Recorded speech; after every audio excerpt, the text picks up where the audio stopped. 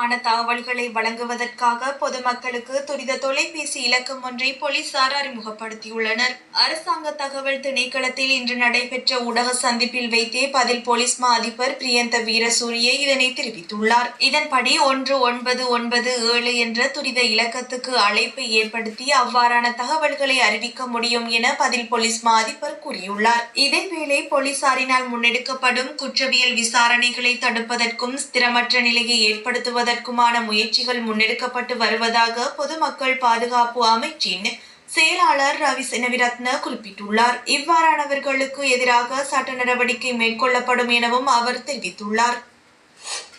கணேமுல்ல சஞ்சீவ கொலை சம்பவம் தொடர்பாக மேலும் 2 சந்தேக நபர்கள் கொழும்பு குற்றப்பிரிவால் கைது செய்யப்பட்டுள்ளனர். சந்தேக நபர்களில் ஒருவர் டொன் ஜனக உதயகுமார என்ற நபர் ஆவார். இவர் கடுவெலவில் இருந்து கொழும்பு நீதவான் நீதிமன்றத்திற்கு துப்பாக்கிச் சூடு நடத்திய சந்தேக நபரை கொண்டு சென்ற ஓட்டுநர் என்று கூறப்படுகிறது.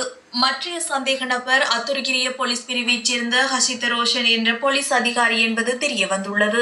இந்த சந்தேக நபர்கள் இன்று கொழும்பு நீதவான் நீதிமன்றத்தில் முன்னிலைப்படுத்தப்பட்ட பின்னர் மார்ச் 7ஆம் தேதி வரை விளக்கமறியலில் வைக்கப்பட உள்ளனர். இந்த கொலை சம்பவம் தொடர்பாக நடத்தப்பட்ட விசாரணைகள் குறித்த அறிக்கையையும் போலீசார் இன்று நீதிமன்றத்தில் சமர்ப்பித்துள்ளனர். அதன்படி இந்த கொலை தொடர்பாக இதுவரை 5 பேரை போலீசார் கைது செய்துள்ளனர். பவர் ஸ்டியரிங் தொழில்நுட்பத்தில் ஏற்பட்ட கோளாறு காரணமாக அமெரிக்காவில் சுமார் 3.8 லட்சம் கார்களை திரும்ப பெறுவதாக டெஸ்லா நிறுவனம் அறிவித்துள்ளது. வாகனங்களை இயக்குவதில் சிரமமாக உள்ளதாக வாடிக்கையாளர்கள் முறைப்பாடு அளித்த நிலையில் முடிவு செய்துள்ளதாக தெரிவிக்கப்பட்டுள்ளது.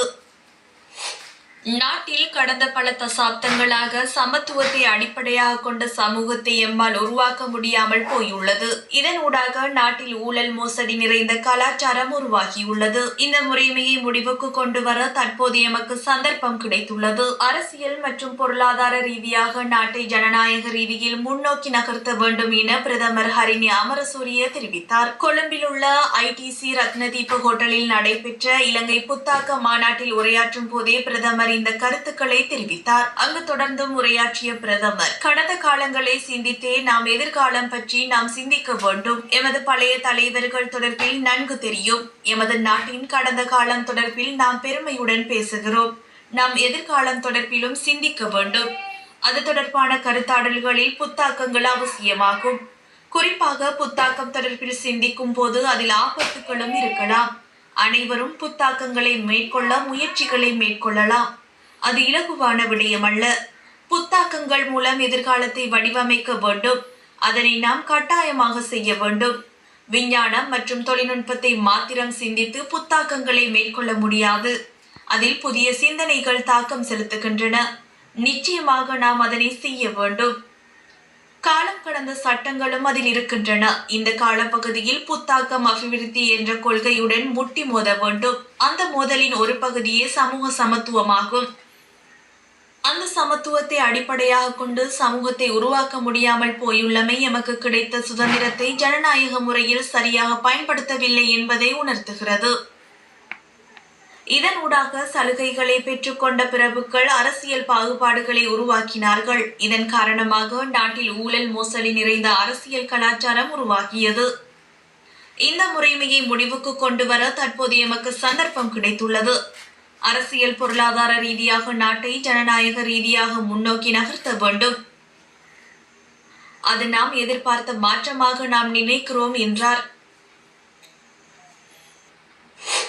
தமிழகத்தின் விழுப்புரம் மாவட்டத்தில் 16 வயது சிறுமியை திருமணம் செய்த 31 வயதுடைய நபருக்கு 20 வருடங்கள் சிறை தண்டனை விதித்து புதுச்சேரி நீதிமன்றம் தீர்ப்பளித்துள்ளது. கடந்த 2019ஆம் ஆண்டு குறித்த சிறுமியை இரு வீட்டார் சம்மதத்துடன் திருமணம் செய்து கொண்டதை அடுத்து சிறுமியை கணவர் குடும்பத்தினர் துன்புறுத்தியதாக தெரிவிக்கப்படுகின்றது. இது தொடர்பாக காவல்துறையில் புகார் அளிக்கப்பட்டதை தொடர்ந்து மேற்கொள்ளப்பட்ட விசாரணையில் சிறுமியை கட்டாயப்படுத்தி திருமணம் செய்து வைத்தது தெரிய வந்துள்ளது. பின்னர் சிறுமியை திருமணம் செய்த நபர், அவரது தாய், தந்தை மற்றும் திருமணத்தை ஏற்பாடு செய்த அவரது உறவினர் பெண் ஆகியோர் கைது செய்யப்பட்டு புதுச்சேரி நீதிமன்றத்தில் முன்னிலைப்படுத்தப்பட்டனர். தொடர்ந்து குழந்தை திருமணம் மற்றும் பாலியல் வன்கொடுமை ஆகிய பிரிவுகளின் கீழ் குறித்த நபருக்கு 20 வருடங்கள் சிறை தண்டனை மற்றும் 20,000 ரூபாய் அபராதம் விதித்து நீதிமன்றம் தீர்ப்பளித்துள்ளது. மேலும் திருமணத்தை நடத்தி வைத்த இருவரது பெற்றோர்கள் மற்றும் உறவினருக்கு தலா 2 வருடங்கள் சிறை தண்டனை மற்றும் 10,000 ரூபாய் அபராதமும் விதிக்கப்பட்டுள்ளதாக தெரிவிக்கப்படுகின்றது.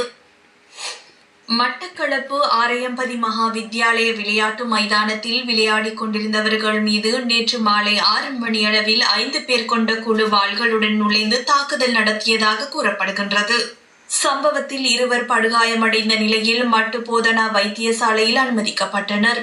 இதில் தாக்குதலை மேற்கொண்டுவிட்டு தப்பி ஓடி தலைமறைவானவர்களை கைது செய்வதற்கான நடவடிக்கையினை முன்னெடுத்து வருவதாக காத்தான்குடி போலீசார் தெரிவித்தனர். சம்பவம் தொடர்பில் மேலும் தெரிய வருகையில் ஆரையம்பதி மகா வித்தியாலய விளையாட்டு மைதானத்தில் இளைஞர்கள் விளையாடிக் கொண்டிருந்தனர்.